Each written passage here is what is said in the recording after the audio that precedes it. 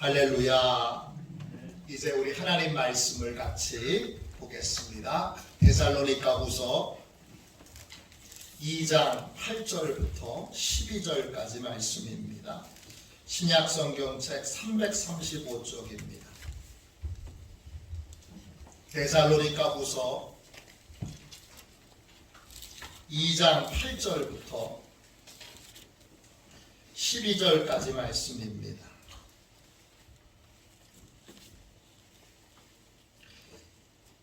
신약성경책 334쪽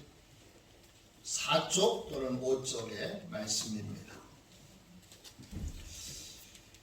우리 다 말씀을 찾으셨으면 우리 같은 목소리로 함께 귀한 말씀을 읽겠습니다. 데살로니가후서 2장 8절부터 12절까지 말씀입니다.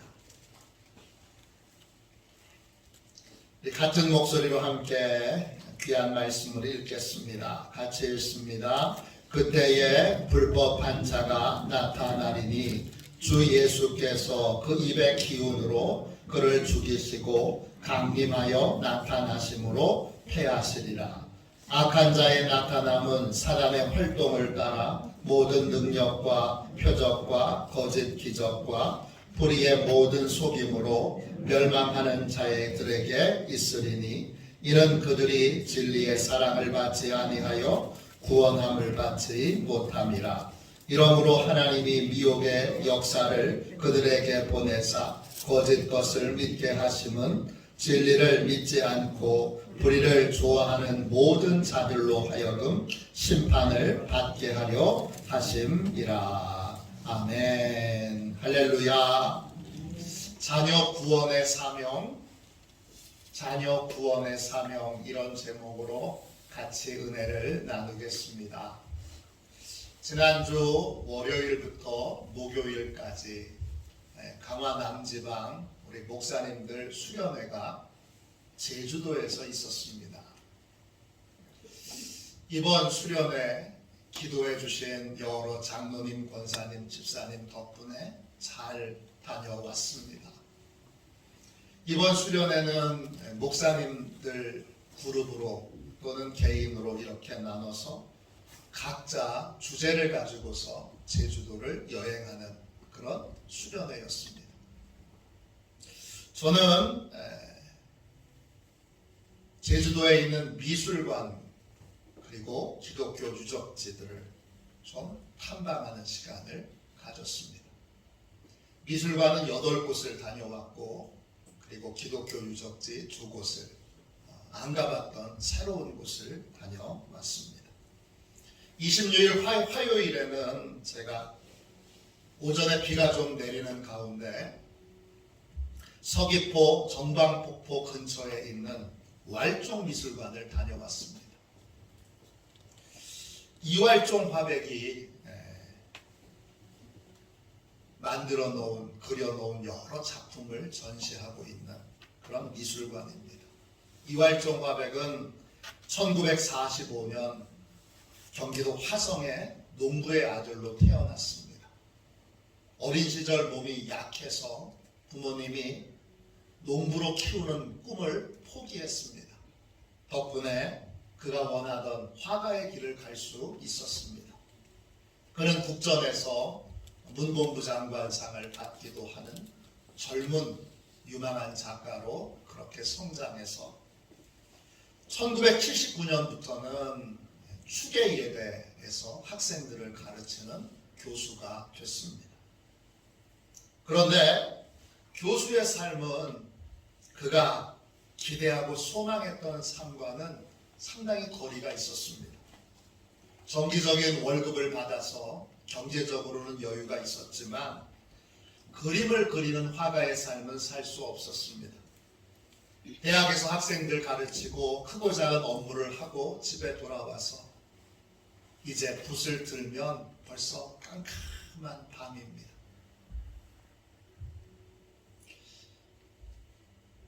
그림을 그리는 화가가 되기를 원했는데 화가로서의 삶을 살 수 없었습니다.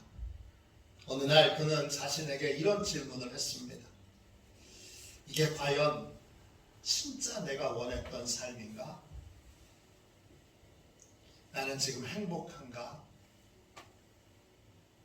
이활종 화백은 이 질문으로 자기의 마음을 들여다봤습니다. 마음의 대답은 아니요 였습니다. 그 후 그는 교수를 그만두고 자기가 정말 하고 싶었던 그림을 그리기 위해 제주도 서귀포에 내려왔습니다. 그리고 어느 날 바다를 바라보면서 그림을 그리고 있다가 성공의 의미를 다시금 정립하는 계기를 만나게 됩니다. 그날 서귀포 앞바다에 파도가 심하게 치고 있었는데 창밖으로 고깃배 하나가 파도를 헤치면서 지나가는 것을 봤습니다. 넘실거리는 파도 때문에 배가 보였다 안 보였다, 배가 보였다 안 보였다, 이렇게 위태롭게 보였습니다. 그때 이 이활종 화백은 파도를 뚫고 그렇게 나아가는 배를 보면서 인간의 강한 의지를 느꼈습니다. 뚜렷한 목표를 가질 때, 그럴 때 험난한 파도를 뚫고 나가는, 그리고 앞으로 전진할 수 있는 삶을 보게 된 것입니다. 그걸 보며 이활종 화백은 스스로에게 이렇게 물었습니다. 나는 어떤 목표로 삶을 살아야 할까? 나의 목표는 뭐지? 그때 그의 마음에 이런 생각이 들었습니다. 밥 3끼만 먹으면서 그림만 그릴 수 있다면 성공이다. 그날 이활종 화백은 인생의 목표를 다시 설정했습니다. 그리고 그 목표를 향해서 열심히 지금도 달려가고 있습니다. 그의 그림에는 인간은 아주 작게 나오고, 그리고 나무나 풀이 크게 나옵니다. 그는 큰 나무와 큰 풀 밑에 인간의 작은 모습, 인간의 작은 집을 그려놓았습니다. 그가 보기에 더 큰 의미를 가지는 것을 더 크게 그린, 이건 풍경화가 아니라 마음의 그림인 것입니다. 그는 나무가 많이 등장하는데 그의 그림에 등장하는 나무들은 다양한 비유로 사용됩니다. 어떤 그림에는 나뭇가지 사이로 인간의 다양한 활동들이 나옵니다. 춤을 추기도 하고, 골프를 치기도 하고, 또 달리기도 하고, 또 요가를 하기도 하고 하는 그런 그림들이 나뭇가지 사이로 다양한 활동들이 큰 나무 사이사이에 작게 그려져 있습니다. 이것은 우리 인간들이 서로 연결되어 끊임없이 서로 영향을 주고받고 있다는 것을 보여주고 있습니다. 저의 해석입니다. 우리는 하루 동안 수많은 사람들을 만나고 그들과 대화를 나누고 그들의 이야기를 듣고 우리의 이야기를 합니다. 우리는 그들과의 관계에 늘 영향을 받으며 삶을 살고 있습니다. 내가 만난 사람들에게 용기를 얻기도 하고 때로는 실망과 좌절을 겪기도 합니다.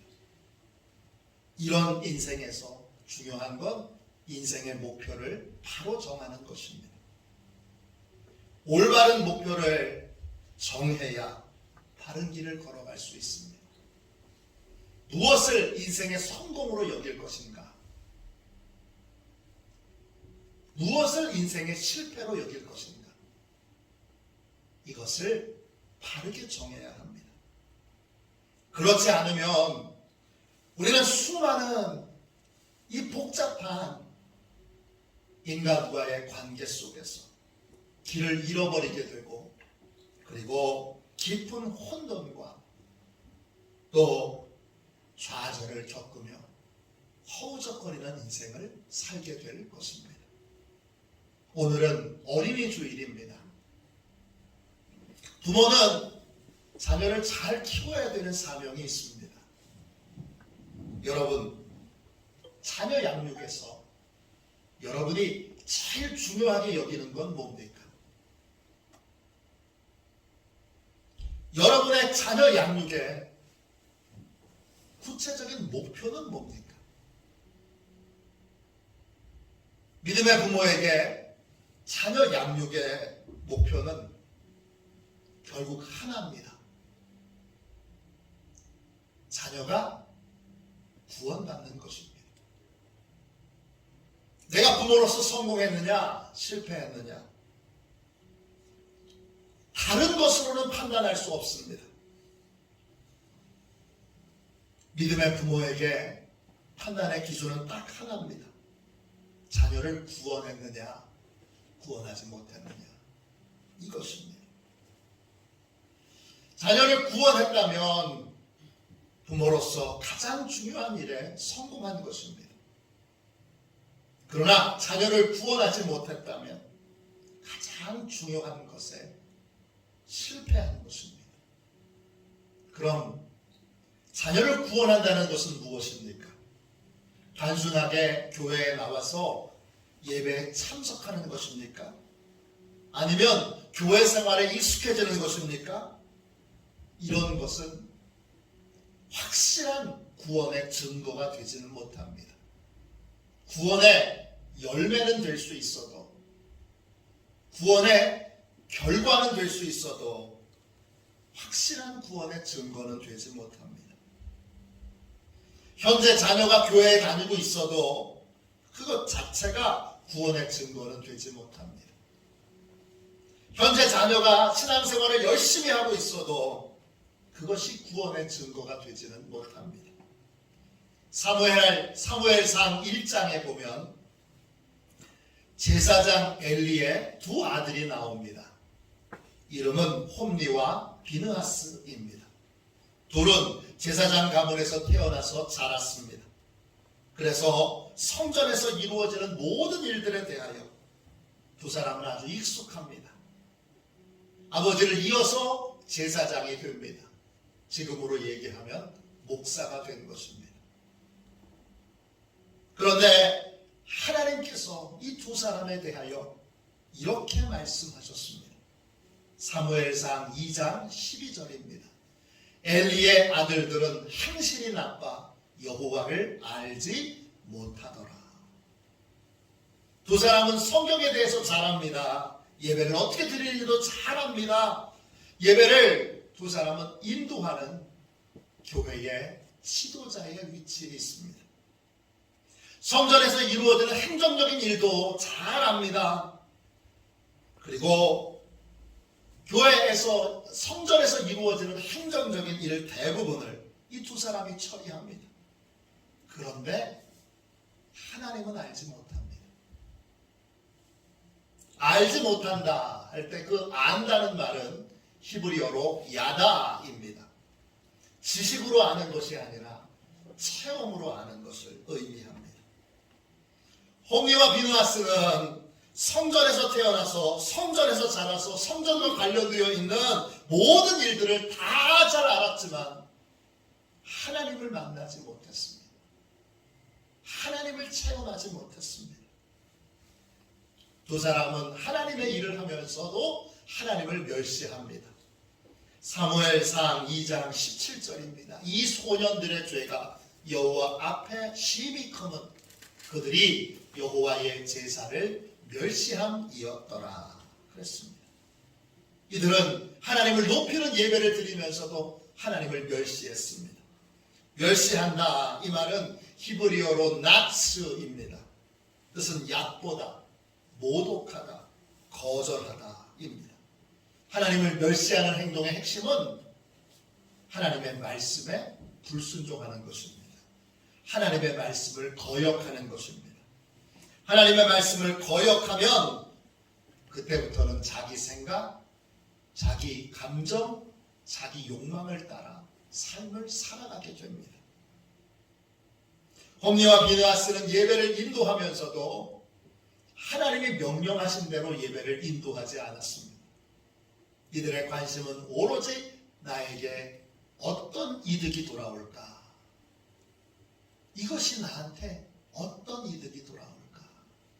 여기에 초점이 맞춰져 있습니다. 이들은 예배를 인도하면서도 끊임없이 어떻게 하면 내 이익과 내 욕망을 채울 수 있을까? 여기에만 마음을 다 쏟았습니다. 이런 행위에 대하여 하나님이 이렇게 말씀하셨습니다. 사무엘상 2장 30절입니다. 나를 존중히 여기는 자를 내가 존중히 여기고 나를 멸시하는 자를 내가 경멸하리라. 하나님을 멸시하는 이 두 사람에게 내가 두 사람을 경멸하리라 하셨습니다. 경멸하리라 이 말은 히브리어로 콸랄입니다. 가볍게 여기다, 하찮게 여기다, 중요하지 않게 여기다, 이런 뜻입니다. 하나님을 멸시하던 이 두 사람이 블레셋과의 전투가 벌어지자 법궤를 끌고 전쟁터로 나갑니다. 법궤만 있으면 하나님이 지켜주시겠지. 법궤만 있으면 이 전쟁에서 승리할 수 있도록 해주시겠지. 이렇게 생각하고 그들은 하나님을 멸시하면서도 법궤를 들고 전쟁에 나갑니다. 결과는 블레셋에게 패하게 되고 법궤는 블레셋 군대에게 뺏기게 되고 그리고 홈리와 비느하스는 블레셋 군대에게 비참하게 죽게 됩니다. 두 사람이 돌아오기만을 기다리던 엘리 제사장도 두 아들의 사망 소식을 듣고 그 충격으로 의자가 뒤로 넘어가서 목이 부러져 죽게 됩니다. 비느하스의 아내는 임신한 상태에서 전쟁에서 패했다는 소식을 듣고 법궤가 빼앗겼다는 소식을 듣고 남편이 죽었다는 소식을 듣고 시아버지가 죽었다는 소식을 한꺼번에 다 듣고 그리고 나서 모든 소망을 잃은 상태에서 아들을 낳습니다. 아들을 낳아도 이 비느하스의 아내는 조금도 기뻐하지 않습니다. 왜냐? 모든 소망이 사라졌다는 걸 알았기 때문입니다. 자녀 교육의 목표가 구원이라면 그 구원은 단순하게 교회에 나와서 예배에 참석하는 것이 아닙니다. 교회 생활에 익숙해지는 것이 아닙니다. 성경을 찾을 줄도 알고 또 찬송을 찾을 줄도 알고 교회 행정이 어떻게 이루어지는지 등등을 아는 것이 구원이 아닙니다. 그러면 도대체 자녀가 구원받았다는 가장 확실한 증거는 무엇입니까? 오늘 같이 읽은 데살로니가 후서에 우리가 목표로 해야 될 구원이 무엇인지를 우리에게 소개해주고 있습니다. 데살로니가 교회는 두 가지의 어려운 문제가 있었습니다. 외부로부터 신앙적인 박해를 받고 있었습니다. 또 내부적으로 거짓 교사들에 의해서 진리가 아닌 거짓된 교훈들을 따르도록 유혹을 받고 있었습니다. 안과 밖에 큰 두 가지 어려움이 있었는데 이 두 가지 어려움 속에서도 믿음을 신실하게 지키는 사람들이 있었고 또 믿음을 지키지 못하는 사람들이 있었습니다. 믿음을 지키는 사람들은 어떻게 이 핍박과 미혹 속에서도 믿음을 지킬 수 있었습니까?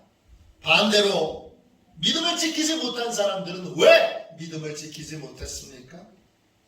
오늘 그 이유가 나옵니다. 데살로니가 후서 2장 9절 10절을 보십시오.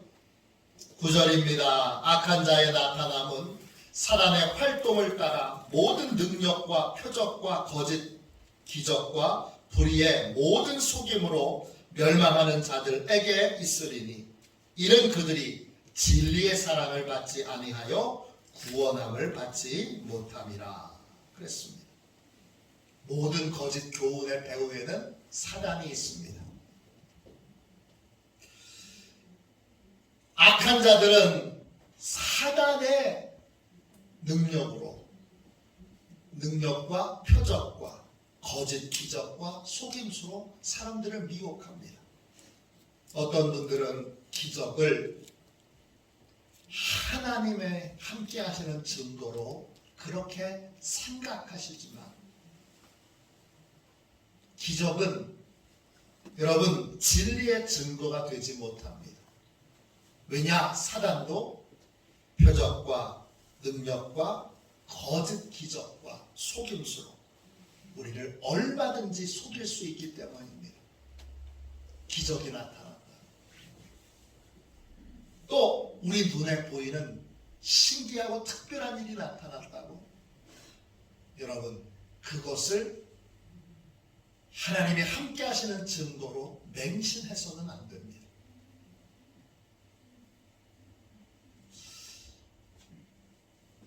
사단은 얼마든지 그러한 신비한 기적으로 미혹하며 우리를 유혹할 수 있습니다. 사단의 속임수에 쉽게 넘어가는 사람들이 있습니다. 이들은 진리의 말씀을 듣지 않습니다. 그런데 이상하게도 세상의 이론, 논리, 이단의 거짓말에는 쉽게 넘어갑니다. 이단에 빠진 사람들, 신천지에 빠진 사람들, 신천지가 얼마나 나쁜 놈들인지, 얼마나 거짓말쟁이인지 다 알고도 복음적인 교회로 돌아오지 않습니다. 이단이 얼마나 나쁜 놈들인지, 얼마나 악한 놈들인지, 얼마나 비양심적인 놈들인지 그걸 다 알지만 끝끝내 복음적인 교회로 돌아오지 않고 또 다른 이단에 빠집니다. 왜 그럴까요? 이단의 거짓말을 알았다면 이단의 모든 배후에 사단이 있고 이단의 거짓말에 속는 건 귀신 들리는 것과 똑같은 현상이 나타난다는 걸 명백하게 잘 알고 있으면서도 왜 돌이켜 온전한 교회로, 온전한 복음적인 교회로, 온전한 복음으로 돌아오지 않을까요? 그 이유는 뭐지요? 진리의 사랑을 받지 못했기 때문입니다. 자녀를 구원한다는 것은 오늘 본문에 나와 있는 것으로 10절에 나와 있는 것처럼 이는 그들이 진리의 사랑을 받지 아니하여 구원함을 받지 못합니다.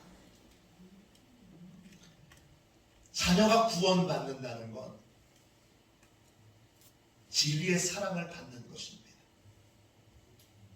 그게 구원입니다. 진리의 사랑을 받으면 어떻게 되죠? 진리를 알게 됩니다. 진리를 믿게 됩니다. 진리를 따르게 됩니다. 진리의 사랑을 받아서 진리를 알고 진리를 믿고 진리를 따르는 사람으로 변화되는 것, 그것이 바로 구원입니다. 진리의 사랑을 받지 못하면 교회 생활을 아무리 오래 해도 진리를 알 수도 없고 믿을 수도 없고 따를 수도 없게 됩니다. 교회 아무리 오래 다녀도 진리의 사랑을 받지 못하면 결국 진리를 따라가지 않고 뭘 따라갑니까? 자기 생각, 자기 감정, 자기 욕심을 따라 삶을 살아가게 됩니다. 그러나 진리의 사랑을 받게 되면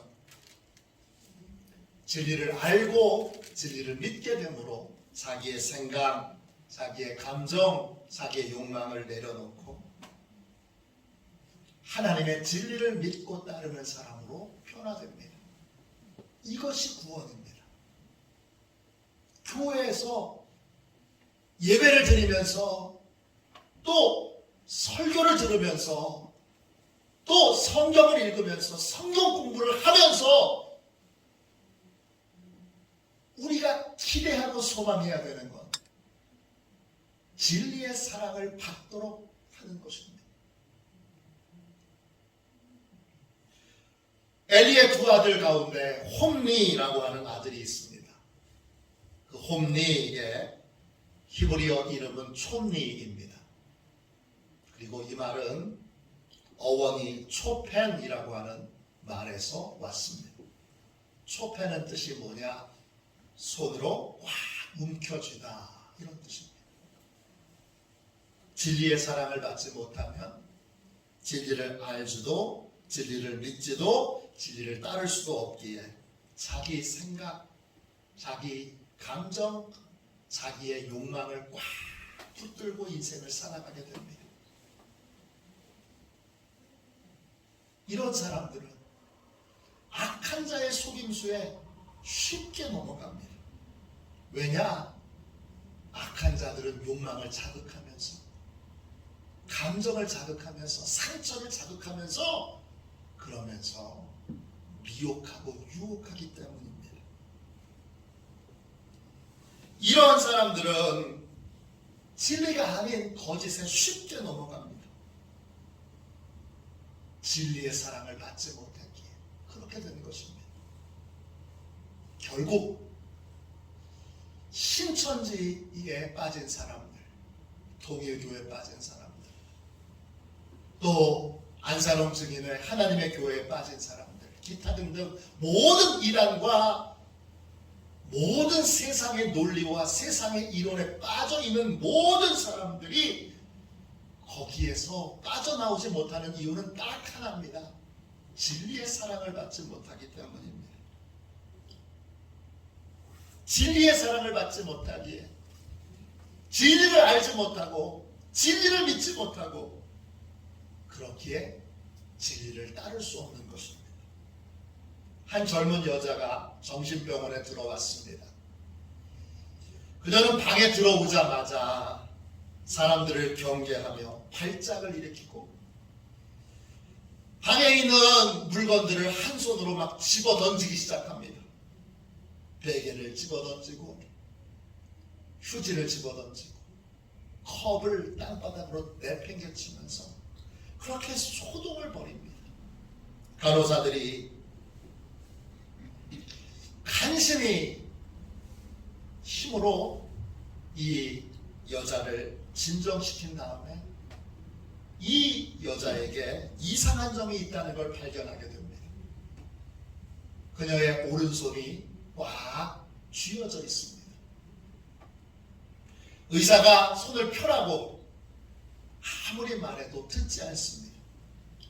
결국 힘센 간호사들이 와서 그녀를 움직이지 못하게 꽉 붙들고 손가락을 하나씩 하나씩 억지로 펴기 시작합니다. 하나, 둘, 셋. 마지막 새끼손가락을 펴는 순간 뭔가 밑으로 툭 떨어지면서 땡그랑 그런 소리가 납니다. 뭔가 간호사가 주워보니까 아주 녹이 쓴 10원짜리 동전입니다. 이 여성은 자신이 쥐고 있는 10원짜리 동전 하나가 자기 인생을 지켜줄 것이라고 믿고 있었습니다. 그래서 어떻게 하든지 이 10원짜리 동전을 꽉 움켜쥐고 이 10원짜리를 지키기 위해서, 빼앗기지 않기 위해서 애를 썼던 것입니다. 이 10원을 빼앗기면 자기의 인생도 다 빼앗길 것이라고 생각하고, 그녀가 방에 들어왔을 때 10원짜리를 빼앗기지 않기 위해 고함도 지르고 물건도 던지고 그랬던 것입니다. 이 환자의 모습은 구원받지 못한 모든 사람들의 모습입니다. 진리의 사랑을 받지 못하는 모든 사람들은 진리를 알지 못하기에 자기의 생각, 자기의 감정, 자기의 욕망을 확 붙들고 살아갑니다. 이들은 하나님의 말씀을 들어도 자기 생각대로 살아갑니다. 이들은 하나님의 말씀을 들어도 결국 자기 감정대로 행동합니다. 이들은 하나님의 말씀을 들어도 결국 자기의 욕심대로 살아가게 됩니다. 교회에 오래 다녀도 진리의 사랑을 받지 못하면 동일한 모습으로 삶을 살아가게 됩니다. 성경을 그렇게 배워도 진리의 사랑을 받지 못하면 여전히 자기 생각, 자기 감정, 자기 욕망을 쫓아 삶을 살아가게 됩니다. 이런 삶이 바로 하나님을 멸시하는 삶입니다. 이런 삶의 결국은 어떻게 되지요? 데살로니가후서 2장 11절 12절 보세요. 이러므로 하나님이 미혹의 역사를 그들에게 보내사 거짓 것을 믿게 하심은 진리를 믿지 않고 불의를 좋아하는 모든 자들로 하여금 심판을 받게 하려 하심이라 그랬습니다. 이 진리의 사랑을 받지 못하는 사람은 진리를 믿지 않고 거짓을 믿습니다. 진리의 사랑을 받지 못하는 사람은 진리를 사랑하지 않고 불의를 사랑하게 됩니다. 결국 하나님의 심판에서 구원받지 못하고 하나님의 심판을 받게 됩니다. 그러면 도대체 진리의 사랑은 어떻게 받게 되는 겁니까? 나도 또 우리 가족도 우리 자녀들도 진리의 사랑을 받아야 할 텐데 진리의 사랑은 어떻게 받는 겁니까? 오늘 말씀 데살로니가후서 2장 8절을 보십시오. 그때에 불법한 자가 나타나리니 주 예수께서 그 입의 기운으로 그를 죽이시고 강림하여 나타나심으로 패하시리라 그럽니다. 예수님께서 그 입의 기운으로 불법한 자들을 나타나 패하시고 죽이십니다. 그 입의 기운이라고 할 때 입은 헬라어로 스토마입니다. 뜻은 입이라는 뜻도 있지만 말씀이라는 뜻도 있습니다. 또요 기운은 헬라어로 푸뉴마입니다. 뜻은 바람, 영, 호흡, 성령을 뜻합니다. 즉 입의 호흡이라 입의 기운이라고 하는 말은 여러분 말씀의 영이라는 뜻입니다. 말씀의 영은 성령님의 또 다른 이름입니다. 성령님은 말씀의 영이십니다. 주 예수께서 말씀의 영이신 성령님을 통하여 불법한 자를 죽이고 그리고 불법을 폐하십니다. 말씀의 영이신 성령님께서 우리에게 역사하실 때 우리는 비로소 진리의 사랑을 받게 됩니다. 말씀의 영이신 성령님이 우리 가운데 역사하실 때 우리는 말씀으로 치유와 정화의 시간을 갖게 됩니다. 하나님의 말씀에 대하여 반역하며 하나님의 말씀을 무시하던 사람이 성령님이 역사하실 때 비로소 하나님의 말씀이 진리인 것을 깨닫게 되고 알게 되어 회개하고 하나님께로 돌아오는 역사가 일어나게 됩니다. 하나님의 말씀이 삶의 원칙도 기준도 되지 못하고 하나님의 말씀을 믿지도 따르지도 않던 사람이 성령께서 강력하게 역사하실 때 말씀을 믿고 하나님의 말씀을 진리로 받아들이는, 그래서 하나님의 말씀에 순종하여 따르는 순종의 사람으로 변화되는 역사가 나타나게 됩니다. 예수님께서 불법을 행하는 자, 타역한 자들을 회개시켰던 비결은 성령 충만입니다. 오직 성령님만이 진리의 사랑을 받게 합니다. 우리는 우리의 자녀가 설교 말씀을 들을 때 반드시 성령님께서 역사하시도록 기도해야 합니다. 우리는 자녀가 성경을 읽을 때 반드시 성령님께서 일하시도록 그렇게 간절히 기도해야 합니다. 자녀 구원의 사명, 이것은 오직 진리의 사랑을 받을 때만 가능합니다. 우리의 목표는 자녀가 구원받아 진리의 사랑을 받아 진리를 알고 진리를 믿고 진리를 따르는 사람으로 변화되는 것입니다. 이것이 부모가 자녀 교육에 있어 분명하게 두어야 될 목표입니다. 진리의 사랑은 오직 말씀의 영이신 성령님께서 역사하실 때만 가능합니다. 그러므로 늘 부모는 자녀들에게 성령님이 역사하시도록 기도해야 합니다. 설교를 들을 때, 성경을 읽을 때, 성경을 공부할 때 성령님이 역사하시도록 늘 부르짖어 기도해야 합니다. 성령께서 역사하시지 않는 한 부모가 아무리 애원하고 설득하고 외치고 그거 다 소용이 없습니다. 구원은 오직 진리의 영이신 성령님께서 역사하셔서 우리가 진리의 사랑을 받을 때 이루어집니다.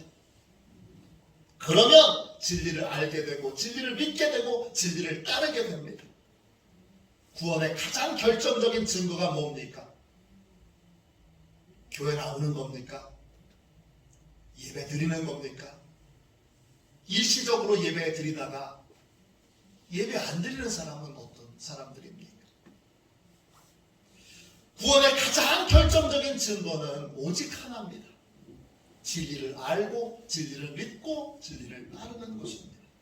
이런 변화를 일으키시는 분이 성령님이시고 우리는 성령님께서 역사하실 때 진리의 사랑을 받아서 이런 변화를 삶에서 체험하게 됩니다. 그러면 자녀에게 또 우리에게 구원이 임한 것입니다. 구원의 분명한 증거를 자녀들에게서 경험하고 체험하는 성공적인 믿음의 부모들이 다 되시기를 주님의 이름으로 축원합니다. 우리 함께 이 시간 우리 찬양을 하도록 하겠습니다. 찬송가 520장 우리 1절만 두 번 찬양하고 우리 함께 성령님 내 힘으로는 우리의 자녀들을 구원받게 할 수 없습니다. 주님, 내가 아무리 노력하고 아무리 애쓰고 아무리 애원해도 안 됩니다. 성령님만이 하실 수 있습니다. 말씀을 들을 때, 성경을 읽을 때 성령님이 강권적으로 역사하셔서 우리의 자녀들, 우리의 손주들 다 구원하여 주옵소서. 우리 교회 학교 아이들, 우리 청소년들, 우리 청년들, 이 지역에 있는 모든 사람들 주님 다 구원하여 주옵소서. 이렇게 우리 통성으로 간절히 성령님이 강력하게 역사하여 주시도록 우리 함께 찬양하고 기도하도록 하겠습니다.